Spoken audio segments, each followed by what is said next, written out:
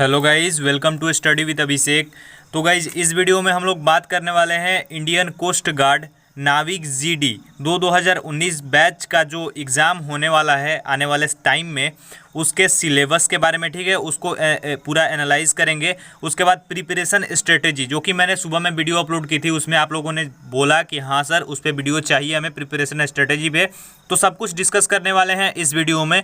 और वीडियो को शुरू करने से पहले एक चीज़ मैं आप लोगों से बोलना चाहूँगा कि नेगेटिव लोगों से उतनी ही दूरी बनाकर रखें जितना पॉजिटिव लोगों से आपकी नज़दीकी हो। मतलब कि नेगेटिव लोगों से बहुत बहुत बहुत दूर रहने की कोशिश करें अगर लाइफ में आगे बढ़ना है तो। चलिए अब शुरू करते हैं वीडियो को और देखते हैं कि क्या है एनालिसिस और क्या है प्रिपरेशन स्ट्रेटेजी।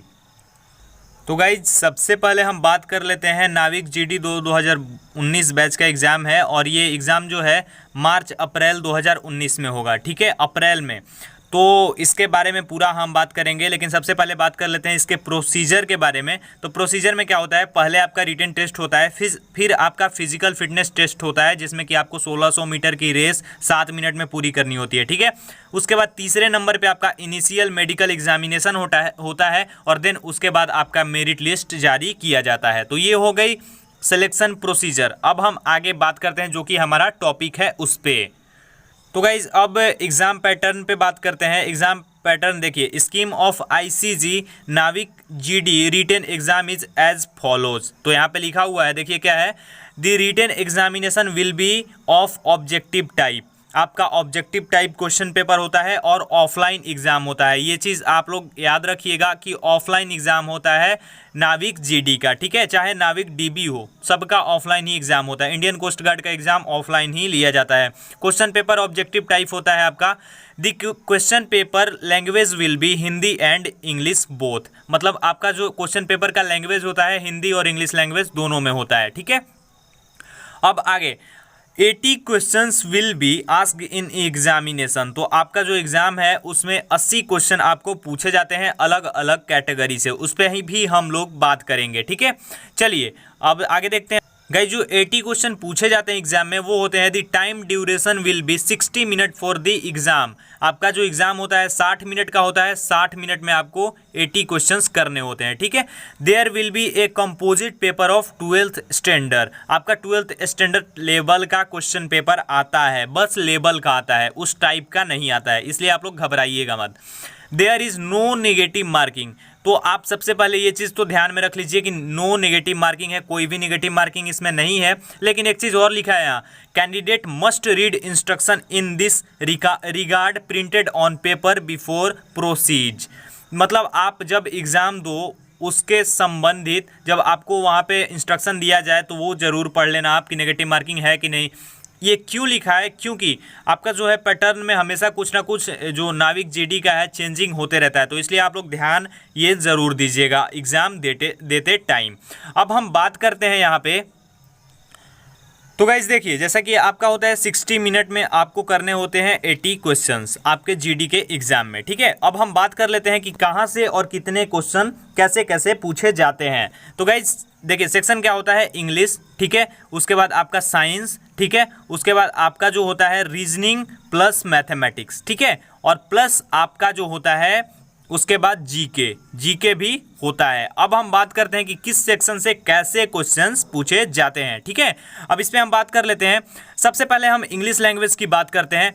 इंग्लिश से आपके लगभग 15 क्वेश्चन पूछे जाते हैं। ठीक है, अब थोड़ा हम आगे बढ़ते हैं और बात करते हैं रीजनिंग प्लस मैथमेटिक्स, जो कि आपका जनरल मैथ होता है, उसके बारे में हम बात कर रहे हैं, जो आपका एसएससी और इन सब एग्जाम्स के लिए पढ़ते हैं वो वाला मैथ। ठीक है, तो उसके बारे में बात करें हम अगर, तो वो टोटल क्वेश्चन आपका होता है 25 क्वेश्चंस, यानी कि रीजनिंग प्लस मैथमेटिक्स से 25। एक चीज़ आप ध्यान रखिएगा कि यहाँ पे कुछ कभी कभी चेंजेस भी हो जाता है, इसलिए आप लोग 2-4 क्वेश्चन इधर उधर हो तो ये मत बोलिएगा कि सर ने इतना बताया था तो इतना नहीं आया, क्योंकि कोस्ट गार्ड में थोड़ा सा ऐसा चलता है। ठीक है, चलिए 25 और 15 इसमें हो गया। उसके बाद अब हम बात करते हैं जीके के लिए। जीके में आपका होता है टोटल 20 क्वेश्चंस। अब बचा हमारा क्या, बचा हमारे पास साइंस। साइंस बचा और 60 क्वेश्चन तो पहले ही हो चुके हैं, ठीक है। तो साइंस में आपका होता है 20 क्वेश्चन, और यहाँ पे साइंस में देखिए, साइंस में आपका फिजिक्स और केमिस्ट्री का क्वेश्चन तो होगा ही, साथ में आपका जो मैथमेटिक्स होता है, जो 12th लेवल की मैथमेटिक्स, उससे भी 3 4 5 क्वेश्चन होते हैं। यानी आपकी अगर बात की जाए तो 12th लेवल की मैथमेटिक्स और साइंस मिला करके 20 क्वेश्चन इसमें होते हैं, ठीक है।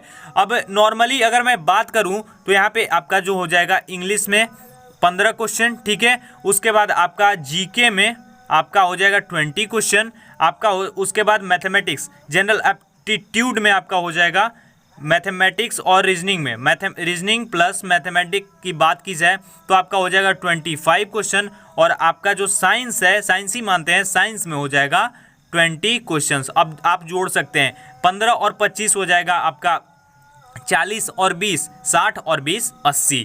इस तरीके से आपका जो है पेपर का पैटर्न है और इसी तरीके से एग्जाम होता है।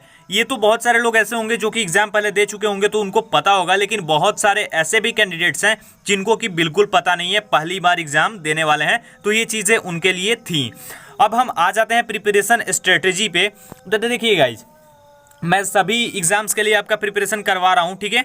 लेकिन अभी जो एग्ज़ाम्स ख़त्म हो चुके हैं और ख़ासकर अभी अगर नज़दीक में बात की जाए, सबसे नियर जो एग्ज़ाम है वो आपका यही है, नाविक जीडी डीबी जो भी है इसी का एग्ज़ाम है, ठीक है। जीडी का एग्ज़ाम बहुत ही ज़्यादा नज़दीक है, तो इससे रिलेटेड ही अब वीडियोज़ जो भी होंगी आप लोग जैसा भी चाहते हैं, जैसे रीजनिंग की वीडियोज़ आपको देखिए, आपको ज़्यादा ध्यान कहाँ देना है, अपना जो स्ट्रेंथ कहाँ बनाना है वो आप देखिए।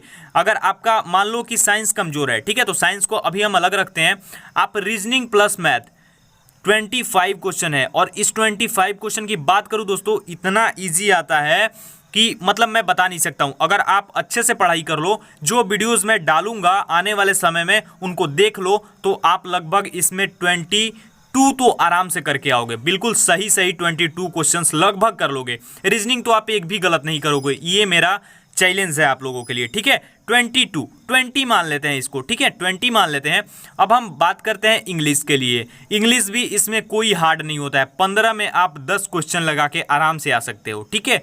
इंग्लिश के लिए बहुत सारे चैनल्स हैं जो कि आप देख सकते हैं, और मैं भी वीडियोज़ अपलोड कर दिया करूँगा, ठीक है। तो कितना हो गया आपका, 30 हो गया, 40 में 30 नंबर हम मान लिए, ठीक है। अब हम आ जाते हैं आपका जीके के सेक्शन में।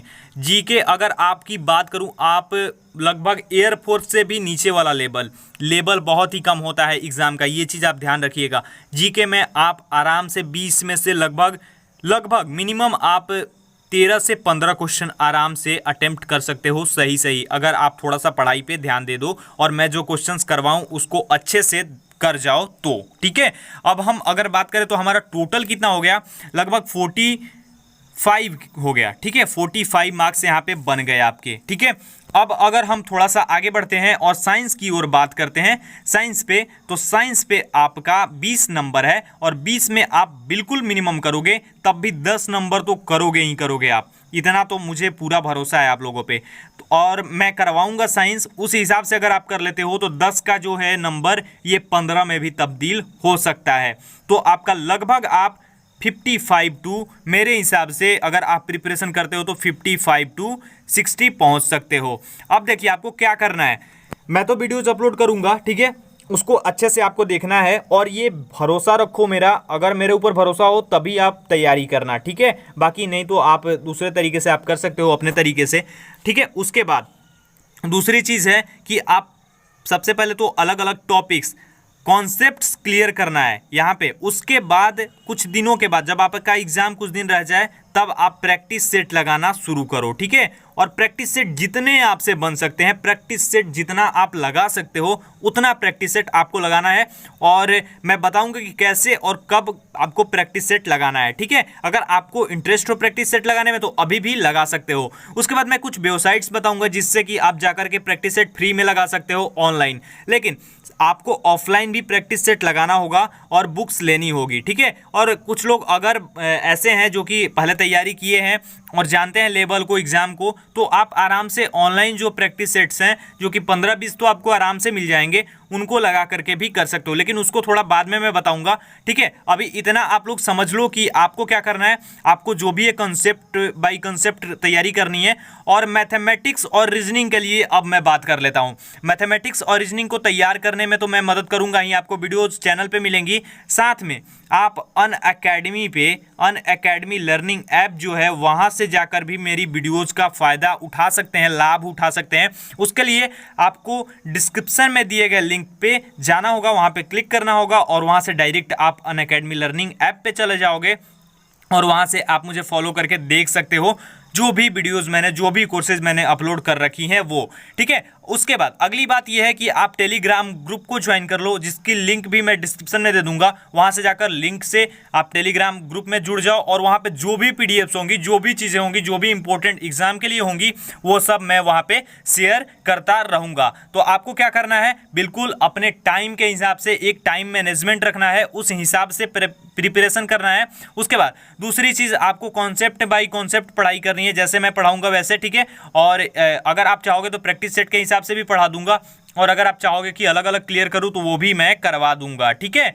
और बाकी जो भी पीडीएफ्स होंगी आपको जो टेलीग्राम ग्रुप में दी जाएंगी उन सबको ध्यान में रखना है, ठीक है।